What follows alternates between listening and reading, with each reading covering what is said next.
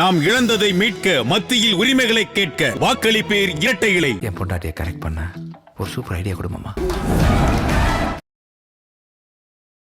8% மேலே வந்து ப்ராஃபிட் வரணும், அவங்க இன்ட்ரெஸ்ட் வந்து நமக்கு கிடைக்கணும் அப்படின்னா எதில் இன்வெஸ்ட் பண்ண?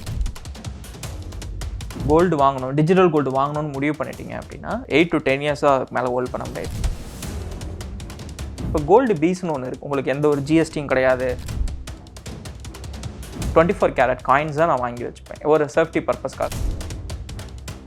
இல்லை யாருக்கா ஏதாவது பெரியவங்களுக்கு எதாவது ஆகிடுச்சு அப்படின்னா உங்களோட என்டையர் லைஃப் டைம் சேவிங்ஸே போயிடும். ஸோ அதனால் ஃபஸ்ட்டு நீங்கள் எடுக்க வேண்டியது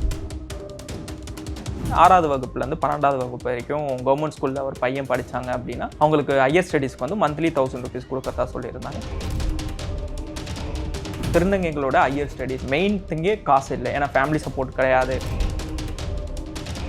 ATC அப்படின்னு சொல்லுவாங்க. இதில் வந்து பார்த்தீங்கன்னா அப் டு 1.5 lakhs வரைக்கும் உங்களுக்கு டேக்ஸ் டிடக்ஷன் இருக்கும். ப்ராஃபிட் அப்படின்னு எடுத்துக்கிட்டோம்னா எதுலெல்லாம் வந்து நமக்கு ப்ராஃபிட் அதிகமாக கிடைக்குது? ஃபர்ஸ்ட் டைம் ஒரு பிஸ்னஸ் ஸ்டார்ட் பண்ணுறாரு, இது வரைக்கும் ஒரு பிஸ்னஸே பண்ணது கிடையாது அப்படின்னா வந்து இப்போ கரண்ட்டாக ட்ரெண்டிங்கில் இருக்கிறது இந்த ஃப்ரான்ச்சைசி மாடல். வணக்கம் நேயர்களே, இன்னைக்கு நம்ம கூட ஃபினான்ஷியல் அட்வைசர் ஹரீஷ் இருக்காரு, அவர்கிட்ட பேசலாம். இன்சூரன்ஸ் பொறுத்த வரைக்கும் ஏகப்பட்ட இன்சூரன்ஸ் ஒன்றுனா அப்படி வந்துகிட்டே இருக்குன்னு சொல்லலாம் டே பை டே. ஸோ எந்த இன்சூரன்ஸ் ரொம்ப இம்பார்ட்டன்ட், இதெல்லாம் வந்து நம்ம 1 by 1 இதெல்லாம் நம்மளோட லைஃப்க்கு ரொம்ப இம்பார்ட்டண்டாக இருக்குது, இதெல்லாம் நம்ம போட்டு வச்சுக்கணும்னா இதெல்லாம் 2 இன்சூரன்ஸ் தான் லைஃப்க்கு தேவை, மீதி எந்த இன்சூரன்ஸும் யாருக்குமே எதுவுமே தேவை கிடையாது. So first health insurance. நீங்கள் ஒரு வேலைக்கு போயிட்டீங்க அப்படின்னா ஃபஸ்ட்டு நீங்கள் எடுக்க வேண்டியது ஒரு ஹெல்த் இன்சூரன்ஸ். ஏன்னா நீங்கள் இப்போ ஒரு வேலைக்கு போய் ஒரு 5 வருஷம் நீங்கள் ஒரு பணம் சேர்த்து வைக்கிறீங்க, வீட்டில் யாருக்கா ஏதாவது பெரியவங்களுக்கு எதாவது ஆகிடுச்சு அப்படின்னா உங்களோட என்டையர் லைஃப் டைம் சேவிங்ஸே போயிடும்.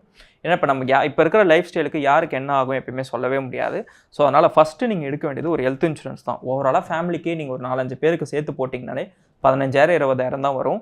ஸோ அது உங்களுக்கு பெனிஃபிட்டாக இருக்கும். Second term insurance. இப்போ டேர்ம் இன்சூரன்ஸ்ன்றது வந்து இப்போ எனக்கு ஒரு 22 வயசு ஆகுது அப்படின்னா 75 வயசு வரைக்கும் நான் ஒரு ப்ரீமியம் கட்டுவேன். மாதம் ஒரு 1000 ரூபாய் அப்படின்னு ஒரு எக்ஸாம்பிள் எடுத்துக்கிட்டிங்க அப்படின்னா நான் நெக்ஸ்ட்டு என்னோட 75 வயசு வரைக்கும் நான் 1000 ரூபாய் கட்டிக்கிட்டே இருப்பேன்.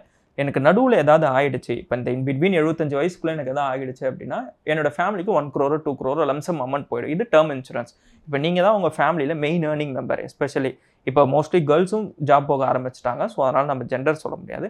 நீங்கள் தான் உங்கள் ஃபேமிலியில் மெயின் ஏர்னிங் மெம்பராக இருக்கீங்க அப்படின்னா கண்டிப்பாக நீங்கள் ஒரு டேர்ம் இன்சூரன்ஸ் எடுத்துக்கணும். போஸ்ட் ஆஃபீஸ்னு இன்னொரு கேட்டகரி இருக்குது. நம்ம முன்னாடி இருந்தே வந்து போஸ்ட் ஆஃபீஸில் கொஞ்சம் போட்டு வச்சு RD எல்லாம் போட்டு வச்சுருந்தோம். அதோட பெனிஃபிட் இப்போ எந்த மாதிரி இருக்குது? இப்போ நம்ம அதில் போஸ்ட் ஆஃபீஸில் போடுறோம் அப்படின்னா எப்படி எல்லாம் போடலாம்? இப்போது நீங்கள் ஸ்டாக் மார்க்கெட் இந்த மாதிரி எந்த ஒரு இன்வெஸ்ட்மெண்ட் எடுத்துக்கிட்டாலும் மினிமம் 3 to 5 years நீங்கள் இன்வெஸ்ட்மெண்ட் பண்ணால் தான் உங்களுக்கு ரிட்டர்ன்ஸ் கேரண்டி அப்படின்னு நம்ம சொல்ல முடியும். அதுக்கு நடுவில் நம்மளால் less than 3 years வந்து கேரண்டியாக ரிட்டர்ன்ஸ் கிடைக்க சொல்ல முடியாது. பட் இப்போ இதுவே இந்த கவர்மெண்ட் ஆஃபர் பண்ணுற அந்த RD இதெல்லாம் வந்து ரெக்கரிங் டெபாசிட் இதெல்லாமே பார்த்தீங்கன்னா 1 yearலேருந்தே உங்களுக்கு இருக்குது. ஸோ அப்போது நீங்கள் ஒரு 1 or 2 year இப்போ நான் நெக்ஸ்ட் இயரில் எனக்கு மேரேஜ் வச்சுருக்கேன், நெக்ஸ்ட் இயரில் நான் வந்து ஏதோ ஒரு விஷயம் வாங்க போகிறேன், அது வரைக்கும் என்னோட பேங்க் அக்கௌண்ட்டில் பணம் வச்சுக்க வேண்டாம், எனக்கு அமௌண்ட் வேணும் அப்படின்னு நீங்கள் ஒரு டிட்டர்மைன் பண்ணிட்டீங்க அந்த டியூரேஷன் அப்படின்னா நீங்கள் RD சூஸ் பண்ணுறது பெஸ்ட்டான சாய்ஸாக இருக்கும். அந்த இன்ட்ரெஸ்ட் வந்து ரொம்ப கம்மியாக கிடைக்குது அப்படிங்கிற ஒரு விஷயமும் பேசப்படும். ஆமாம், நீங்கள் PPF RD நீங்கள் கவர்மெண்ட் ஆஃபர் பண்ணுற எந்த ஒரு ஸ்கீம் எடுத்துக்கிட்டாலும் சிலது மட்டும்தான் 8% எபோவ் இருக்கும், மீதி எல்லாமே less than 7% தான். ஆனால் இந்தியாவோட இன்ஃப்ளேஷனே வந்து பார்த்தீங்க அப்படின்னா வந்து 7%. ஸோ அது கம்ப்ளீட்லி வேஸ்ட். 8% மேலே வந்து ப்ராஃபிட் வரணும், அவங்க இன்ட்ரெஸ்ட் வந்து நமக்கு கிடைக்கணும் அப்படின்னா எதில் இன்வெஸ்ட் பண்ண? கவர்மெண்ட் ஆஃபர் பண்ணுறதுல 8.1% அப்படின்றது சுகன்யா சம்பத யோஜனா. அதை தவிர்த்து வேறு எந்த ஸ்கீம்லேயும் மோஸ்ட்லி 8% மேலே கொடுக்கறது கிடையாது. சீனியர் சிட்டிசன்ஸ் இந்த FDஸ்லாம் எடுத்திங்கன்னா 9.25 கொடுப்பாங்க. பட் நார்மல் நம்ம ஏஜ் இதுக்கெலாம் வந்து பார்த்தீங்கன்னா எனக்கு தெரிஞ்சு 8%க்கு மேலெலாம் எதுவும் கொடுக்கறது கிடையாது. அதே போல் நம்ம பேங்க்கில் ஏதாவது லோன் எடுக்கிறோம் அப்படின்னாலும் எந்த பேங்க் வந்து சூஸ் பண்ணுறது பெஸ்ட்டாக இருக்கும்? ஏன்னா எல்லாத்துலேயுமே இன்ட்ரெஸ்ட் அப்படின்னு பார்க்கும்போது ரொம்ப ஹையாக இருக்குது அப்படின்னு இது இந்த இன்ட்ரெஸ்ட் வந்து எதை பொறுத்து மாறும் அப்படின்னா உங்களுடைய கிரெடிட்டபிலிட்டி பொறுத்து, உங்களுடைய சிபில் ஸ்கோர் பொறுத்து தான் மாறும். ஸோ அதனால் வந்து இப்போ சில பேருக்கு வந்து பார்த்தீங்கன்னா கவர்மெண்ட் எம்ப்ளாயஸாக இருந்தால் அவங்களுக்கு SBI பெனிஃபிட்டாக இருக்கும். எனக்கு தெரிஞ்ச நிறைய கவர்மெண்ட் எம்ப்ளாயிஸ் HDFCயில் போய் எடுத்துருவும் நான் பார்த்துருக்கேன், ப்ரைவேட் பேங்க்ஸில் எடுத்து பார்த்துருக்கேன். அது பியூர்லி உங்களோட சிபில் ஸ்கோர் பொறுத்து தான். நீங்கள் எந்த அளவுக்கு ஹையாக வச்சிருக்கீங்களோ, நீங்கள் எந்த இடத்துல உங்களோட கிரெடிட் ஸ்கோர் மெயின்டைன் ஆகுதோ, இப்போ நீங்கள் ஒரு பேங்க் அக்கௌண்ட்டில் 10-15 வருஷமாக நீங்கள் சேவிங்ஸ் அக்கௌண்ட் வச்சிருக்கீங்க, உங்களோட சிபில் ஸ்கோர்லாம் நல்லா இருக்குது அப்படின்னா உங்களுக்கு சில கன்சர்ன்ஸ் கொடுப்பாங்க, உங்களுக்கு சில பெனிஃபிட்டும் கொடுப்பாங்க. அந்தமாரி இது உங்களுக்கு கொஞ்சம் கரெக்டாக இருக்கும். ஸோ அந்தமாரி தான் நீங்கள் சூஸ் பண்ணி எடுத்துக்கணும். இந்த பேங்க் தான் கம்மியாக கொடுப்பாங்க அப்படின்னு யாராலுமே சொல்ல முடியாது. கவர்மெண்ட்டை பொறுத்த வரைக்கும் SBI டாப்பில் இருப்பாங்க, ப்ரைவேட் பேங்க் எடுத்திங்கன்னா HDFC டாப்பில் இருப்பாங்க. அண்ட் பட்ஜெட் ஒரு வீட்லேயுமே சரி, வீட்டுக்கும் நாட்டுக்கும் ரொம்ப முக்கியம் பட்ஜெட் தான். அந்த பட்ஜெட் எப்படி பிளான் பண்ணணும் வீட்டில் இருக்கிறவங்க? ஸோ ஃபர்ஸ்ட் சிம்பிள் ரூல் என்ன அப்படின்னா, ஃபர்ஸ்ட் நீங்கள் எவ்வளோ இன்கம் உங்களுக்கு வருது, நீங்கள் எவ்வளோ செலவு பண்ணுறீங்க. இப்போ யாருக்குமே வந்து ப்ராப்ளம் என்னென்னா எனக்கு மாதம் நான் 15,000-20,000 சம்பாதிக்கிறேன், ஆனால் மாத கடைசியில் என்கிட்ட காசே இல்லைன்னு சொல்லுவாங்க. ஸோ அந்த வேர்டே வரக்கூடாது. நீங்கள் வந்து எங்கே போகுது அப்படின்றது உங்களுக்கு தெரியணும், நீங்கள் கரெக்டாக ட்ராக் பண்ணணும். ஸோ மோஸ்ட்லி நீங்கள் மந்த்லி என்ன பண்ணலாம் அப்படின்னா, இப்போ நான்லாம் வந்து நோட் பேடில் தான் ஏர்லி ஸ்டேஜில் நோட் பேடில் தான் நோட் பண்ணேன். இவ்வளோ இன்கம் வந்தது, இவ்வளோ நான் ஸ்பெண்ட் பண்ணியிருக்கேன். அப்போ எதில் நீங்கள் ஸ்பெண்ட் பண்ணுறீங்க அப்படின்னு தெரியும் போது ஆட்டோமேட்டிக்காக உங்களுக்கே ஒரு புத்துணர்ச்சி வரும், இதுக்கு நம்ம இவ்வளோ ஸ்பெண்ட் பண்ணுறோமே அப்படின்னு சொல்லிட்டு அந்த மாதிரி பண்ணுறது. ஸோ பட்ஜெட்டு ஒரு ஃபேமிலிக்கு டிப்பிக்கல் அப்படின்னு பார்த்தீங்கன்னா ஃபஸ்ட்டு 10%, ரொம்ப லோவர் மிடில் கிளாஸாக இருந்தாங்கன்னா 10% இன்வெஸ்ட்மெண்ட்டுக்கு எடுத்து வச்சுக்கணும். இதே கொஞ்சம் அப்பர் மிடில் கிளாஸாக இருக்காங்கன்னா 20-25% அவங்க வந்து இன்கம் வந்து இன்வெஸ்ட்மெண்ட்டுக்குன்னு எடுத்து வச்சுக்கிட்டோம். ரிமைனிங் உங்களுடைய நீட்ஸு வான்ஸ் இதெல்லாமே வந்து இந்த 50-30 இந்த ரூல் தான் சொல்லுவாங்க. அது ஒவ்வொருத்தவங்களுக்கு மாறும். இப்போ சில பேருக்கு வந்து வாடகையே 15,000 கொடுத்துருவாங்க, அவங்ககிட்ட வந்து நீங்கள் 30% தான் உங்களுடைய நீடு இருக்கணும்னு நம்ம சொல்ல முடியாது. டெய்லி எசென்ஷியல் அது அவங்கள பொறுத்த வரைக்கும் மாறுறது தான். ஸோ சிம்பிள் என்னன்னா, நீங்கள் ஏர்ன் பண்ணுறத விட கொஞ்சம் ஸ்பெண்ட் பண்ணுறது கொஞ்சம் கம்மியாக பண்ணீங்க அப்படின்னா அது கொஞ்சம் பெனிஃபிட்டாக இருக்கும். அதுதான் நான் சொல்ல வரேன். இப்போ இருக்கிற ஜென்ரேஷன் எடுத்துக்கிட்டோம் அப்படின்னா அதிகமாக ஒரு பக்கம் வந்துட்டு கல்யாணத்துக்காக சேவிங்ஸ் அப்படிங்கிறதெல்லாம் தாண்டி குழந்தை பெற்றுக்கிட்டோம்னாலே ஏகப்பட்ட செலவு வந்துடும். ஸோ அதனால வந்து அதை தள்ளி போடுறோம் அப்படின்னு சிலர்லாம் சொல்லிட்டு இருப்பாங்க. அந்த மாதிரி ஃபேமிலியில் அந்த ஃபேமிலி க்ரோத் ஆக போகுது, அவங்க எப்படிலாம் வந்து பட்ஜெட் பிளான் பண்ணிக்கணும்? இப்போ என்னோடய ஃப்ரெண்ட்ஸ் சர்க்கிள்லேயே முன்னாடிலாம் பார்த்தீங்கன்னா எப்படா கல்யாணம்னு கேட்ட போக, இப்போ வந்து நான்லாம் கல்யாணம் பண்ணிக்கலன்னு ஒரு 2-3 பேர் 30-32 வயசுலேயே சுற்றிட்டு தான் இருக்காங்க. ஸோ அது ஒவ்வொருத்தவங்க டிபெண்ட்ஸ் பொறுத்து தான். இத்தனைக்கும் அவங்க நல்லாவும் சம்பாதிக்கிறாங்க, மாதம் 1 லட்சம் 1.5 லட்சம் சம்பாரிச்சுமே எனக்கு ஃபேமிலி கமிட்மெண்ட் வேணாம்னு நினைக்கிறாங்க. அது ஒவ்வொரு பர்சனுடைய பெர்ஸ்பெக்டிவ்ஸ் பொறுத்து தான். ஸோ நார்மலாக ஒரு ஃபேமிலி நீங்கள் பட்ஜெட்லாம் முன்னாடியே பிளான் பண்ணி நீங்கள் ஒரு 21 வயசுலேயே இன்வெஸ்ட்மெண்ட் ஆரம்பிச்சிட்டிங்க அப்படின்னா ஒரு 26 வயசில் நீங்கள் மேரேஜ் பண்ணும்போது உங்களுக்கு எந்த ஒரு ப்ராப்ளமும் இருக்காது. ஏன்னா அந்த 6 வருஷத்துல நீங்கள் குழந்தைக்கே ஆல்ரெடி பிளான் பண்ணி அமௌண்ட் தனியாக எடுத்து வச்சுருந்துருப்பீங்க. ஸோ எதுவுமே பேஸ் லைன் வந்து இந்த 21 வயசு தான். நீங்கள் இன்வெஸ்ட்மெண்ட் ஃபஸ்ட்டு சம்பாதிக்க ஆரம்பித்த உடனே நீங்கள் இன்வெஸ்ட்மெண்ட் ஆரம்பிச்சிட்டிங்கன்னா எதுவுமே உங்களுக்கு ஒரு பெரிய பேர்டனாக தெரியாது. நாட்டுடைய பட்ஜெட், ஸோ அதில் நீங்களுமே இருந்திருக்கீங்க. அதில் உங்களுக்கு இப்போ நமக்கு ரீசெண்டாக வந்த பட்ஜெட்டில் எந்த விஷயம் ரொம்ப பிடிச்சிருந்தது? உங்களுடைய ஹெல்ப் அங்கே எந்த அளவுக்கு ஒர்க் அவுட் ஆச்சு? இப்போ ரீசெண்டாக வந்து தமிழ்நாடு கவர்மெண்ட் அனௌன்ஸ் பண்ண பட்ஜெட்டில் வந்து பார்த்தீங்க அப்படின்னா வந்து இந்த புதல்வன் அப்படின்னு சொல்லிட்டு ஒரு புதுசாக ஒரு ஸ்கீம் இன்ட்ரடியூஸ் பண்ணியிருந்தாங்க. 6வது வகுப்புலேருந்து 12வது வகுப்பு வரைக்கும் கவர்மெண்ட் ஸ்கூலில் ஒரு பையன் படித்தாங்க அப்படின்னா அவங்களுக்கு ஹையர் ஸ்டடீஸ்க்கு வந்து மந்த்லி 1000 rupees கொடுக்கறதா சொல்லியிருந்தாங்க. அது வரவேற்கத்தக்கது தான். ஸோ 2வது திருநங்கைகளோட ஹையர் ஸ்டடீஸ். ஏன்னா இப்போது எங்கே போனாலும் அவங்களுக்கு ஒரு பெரிய ப்ராப்ளமாக இருக்குது. ஸோ அப்போ அவங்களுக்கு மெயின் திங்கே காசு இல்லை, ஏன்னா ஃபேமிலி சப்போர்ட் கிடையாது, வெளியில் ஏர்னிங்னு போனாலே வேறு ஏதாவது போய் ஒரு ஜாப் பார்க்குற மாதிரி இருக்குது. ஸோ அவங்களுக்கு இது வந்து ஒரு பெரிய ஒரு ஹெல்ப்ஃபுல்லாக இருக்கும். ஏன்னா ஹாஸ்டல் செலவும் சேர்த்தே தான் கவர்மெண்ட் எடுத்துக்கிறாங்க. ஸோ இது அவங்களுக்கு ஒரு பெரிய புஷ்ஷாக இருக்கும். 2வது நிறையா ஆண்டர்ப்ரனர்ஷிப், 2வது பிஸ்னஸ், இந்த குளோபல் சமிட் மீட்டு இதெல்லாமே கூட நடந்தது. ஸோ இதெல்லாமே வரவேற்கத்தக்கது தான். எஸ்ஐபி இன்வெஸ்ட்மெண்ட் அப்படிங்கிற ஒரு விஷயம் பார்க்குறோம். அப்படின்னா என்னது அது?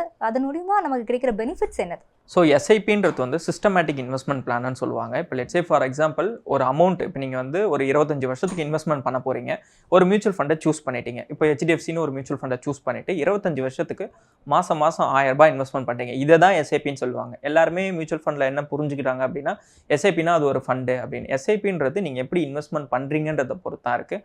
ஒரு அமௌண்ட்டு ஒரு டியூரேஷன் ஃபிக்ஸ் பண்ணிவிட்டு எவ்ரி மந்த் அதில் நீங்கள் இன்வெஸ்ட்மெண்ட் பண்ணுறதை தான் எஸ்ஐபின்னு சொல்லுவாங்க. இப்போ இண்டெக்ஸ் ஃபண்டு, அதே போல் gold bees, silver bees, gold bees, இதில் வந்து எது பெஸ்ட்டான ஆப்ஷனாக இருக்கும்? இதில் நம்ம இன்வெஸ்ட் பண்ணணும். கோல்டு வாங்கணும், டிஜிட்டல் கோல்டு வாங்கணும்னு முடிவு பண்ணிட்டீங்க அப்படின்னா இப்போ நீங்கள் ஒரு பிளாட்ஃபார்ம் இருக்குது, இப்போ அந்த மாதிரிலாம் நீங்கள் போய் வாங்குறீங்க அப்படின்னா வந்து 8 to 10 years மேலே ஹோல்ட் பண்ண முடியாது. இப்போ கோல்டு பீஸ்னு ஒன்று இருக்குது. இது வந்து பார்த்தீங்கன்னா ஒரு கிராம் டிவைடட் பை 100.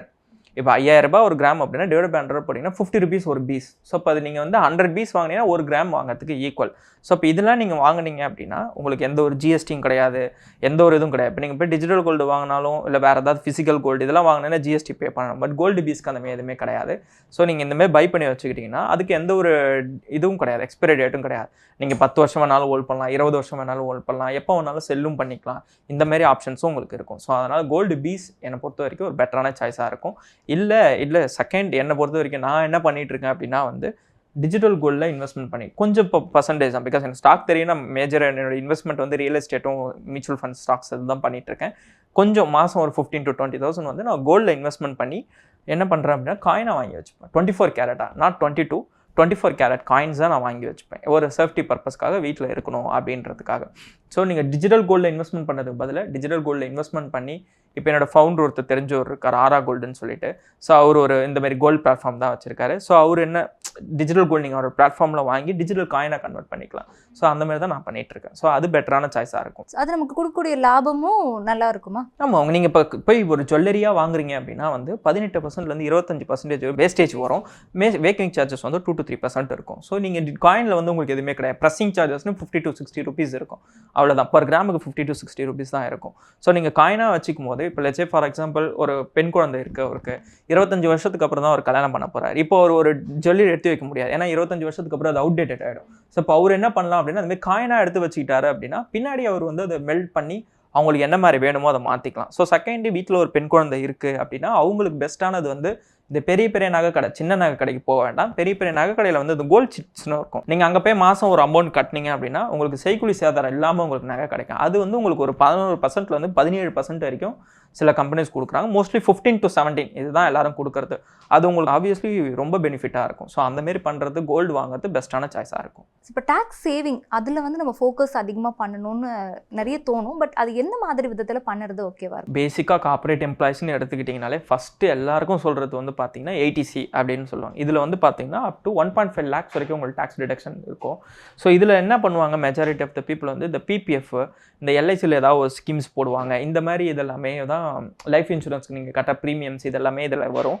ஸோ இந்த 80Cயில் வந்து இன்னொரு கேட்டகரி இருக்குது. இதில் வந்து ELSS மியூச்சுவல் ஃபண்டுன்னு சொல்லுவாங்க, ஈக்விட்டி லிங்க்டு சேவிங்ஸ் ஸ்கீம்னு. இது வந்து ஒரு மியூச்சுவல் ஃபண்டு தான். இதில் இப்போ புதுசாக இண்டெக்ஸ் இன்ட்ரடியூஸ் பண்ணியிருக்காங்க. ஸோ இண்டெக்ஸ் நான் முன்னாடி சொன்ன மாதிரி இருக்கிறதுல சேஃபஸ்ட் இன்வெஸ்ட்மெண்ட். நீங்கள் உங்களோட வெல்த் வந்து லாங் டேர்ம்லலாம் ஜென்ரேட் பண்ணிங்கன்னா 12-15% வரைக்கும் ரிட்டர்ன்ஸ் கிடைக்கும். இதே பிபிஎஃப் இதெல்லாம் எடுத்துக்கிட்டிங்கன்னா உங்களுக்கு 7% தான் ரிட்டர்ன்ஸ் கிடைக்கும். ஸோ இப்போ இந்த ELSSல என்ன பண்ணலாம் அப்படின்னா நீங்கள் இன்வெஸ்ட்மெண்ட் பண்ணலாம். ஸோ இதில் 3 years வரைக்கும் லாக்இன் பீரியட் இருக்கும். 3 வருஷம் வரைக்கும் உங்களால் வந்து லாக்இன் பீரியட் இருக்கும். உங்களால் செல் பண்ண முடியாது. 3 வருஷத்துக்கு அப்புறம் நீங்கள் செல் பண்ணிக்கலாம். அதாவது ஒரு இன்வெஸ்ட்மெண்ட்டுக்கும் 3 வருஷம் டியூரேஷன். இப்போ ஜனவரியில் நீங்கள் இந்த 2020 ஜனவரியில் இன்வெஸ்ட்மெண்ட் பண்ணீங்கன்னா 2023 ஜனவரியில் தான் இந்த ஜனவரியில் பண்ண இன்வெஸ்ட்மெண்ட்டை செல் பண்ண முடியும். பிப்ரவரினா அதுலேருந்து 3 வருஷம். இந்த மாதிரி நீங்கள் ஒரு வருஷத்தில் உங்களோட ஃபினான்ஷியல் இயர் எப்போ வேணாலும் நீங்கள் இன்வெஸ்ட்மெண்ட் பண்ணிக்கலாம். அது உங்களுடைய கன்வீனியன்ட் தான்.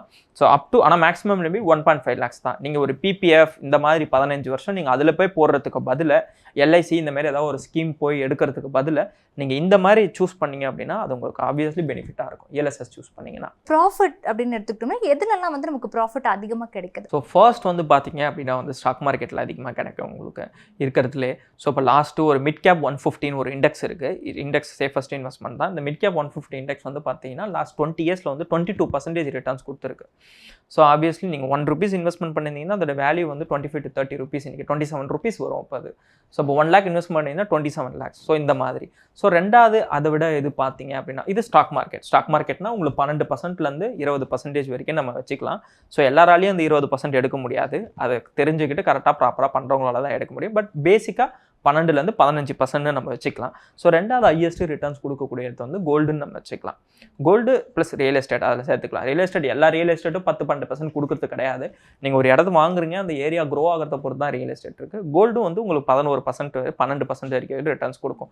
ஸோ மூணாவது ஆப்வியஸ்லி இந்த FD RD கவர்மெண்ட்ஸ் கொடுக்குற ஸ்கீம்ஸ் அதெல்லாம். ஸோ டாப்பு பெரிமிடில் பார்த்தீங்கன்னா எப்படியுமே உங்களுக்கு ஸ்டாக்ஸ் தான் வந்து நிற்கும். இப்போ பிஸ்னஸ் அப்படின்னு எடுத்துக்கிட்டோம் அப்படின்னா ஓன் பிஸ்னஸ் பண்ணுறது வந்து ஓகேவா இருக்குமா, இல்லை ஃப்ரான்ச்சைசிஸ் எடுத்து பண்ணுறது ஓகேவா இருக்கும்? ஸோ இப்போ ஒருத்தர் ஃபர்ஸ்ட் டைம் ஒரு பிஸ்னஸ் ஸ்டார்ட் பண்ணுறாரு, இது வரைக்கும் ஒரு பிஸ்னஸே பண்ணது கிடையாது அப்படின்னா வந்து இப்போ கரண்ட்டாக ட்ரெண்டிங்கில் இருக்கிறது இந்த ஃப்ரான்ச்சைசி மாடல் சொல்கிறாங்க. ஏன்னா அவங்ககிட்ட ஆல்ரெடி ஒரு வெல் எஸ்டாப்ளிஷ்ட் ஒரு பிராண்ட் இருக்கும். நீங்கள் வெளியில் போகிறீங்க, இப்போ ஒரு ஏரியாவில் ஒரு கடை வச்சுருக்கீங்க அப்படின்னா வந்து இப்போ பீப்புள் வந்து இந்த கடையை பார்த்தோன்னே ரெகனைஸ் பண்ணுவாங்க, ஓகே இது இங்கே டேஸ்ட் நல்லா இருக்கும் அப்படின்னு சொல்லிட்டு. ரெண்டாவது உங்களுக்கு ப்ராப்பர் கைடிங்ஸ் அவங்களே கொடுத்துருவாங்க, எக்யூப்மெண்ட் அவங்களே கொடுத்துருவாங்க, ட்ரைனிங்கும் அவங்களே கொடுத்துட்றாங்க. அப்படின்றதுனால எனக்கு பிஸ்னஸ்னால் ஐடியாவே இல்லை அப்படின்னு நினைக்கிறவங்க அதை சூஸ் பண்ணலாம்.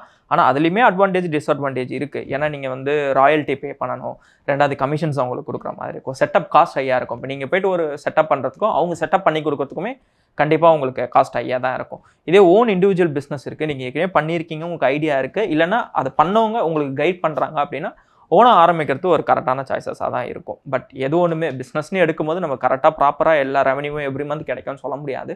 ஸோ அந்த வொலாட்டிலிட்டி ஃபேஸ் பண்ணுற ரெடியாக இருக்கிறவங்க ஓனாக ஸ்டார்ட் பண்ணுறதுனால ஸ்டார்ட் பண்ணலாம், இல்லைனா ஒரு ஃப்ரான்ச்சைசி எடுத்து அதை பண்ணுறதுனால பண்ணலாம். ஸோ ரெண்டுமே வந்து டிபெண்ட்ஸ் அப்போ அந்த ஏரியா என்ன வால்யூம் செல் பண்ணுறாங்க, என்ன ப்ராடக்ட் செல் பண்ணுறாங்கன்றதை பொறுத்து தான் மாறும். ஸோ இதுதான் பெஸ்ட்டுன்னு நம்ம சொல்ல முடியாது. ஒவ்வொரு பர்சனை பொறுத்து எது பெஸ்ட்டோ அவங்க தான் சூஸ் பண்ணிக்கணும். ஸோ நிறைய டிப்ஸ் வந்து கொடுத்துருக்கீங்க. நாங்களுமே வந்து இது எல்லாத்தையும் அப்ளை பண்ணி பார்க்குற மாதிரி ரொம்ப ஈஸியாகவும் யூஸ்ஃபுல்லாகவும் இருந்தது. Thank you so much. தேங்க்யூ. நாம் இழந்ததை மீட்க, மத்தியில் உரிமைகளை கேட்க வாக்களிப்பேர் இரட்டை இலை. இவங்க 2 பேருக்கும் சுட்டு போட்டாலும் கெமிஸ்ட்ரி வர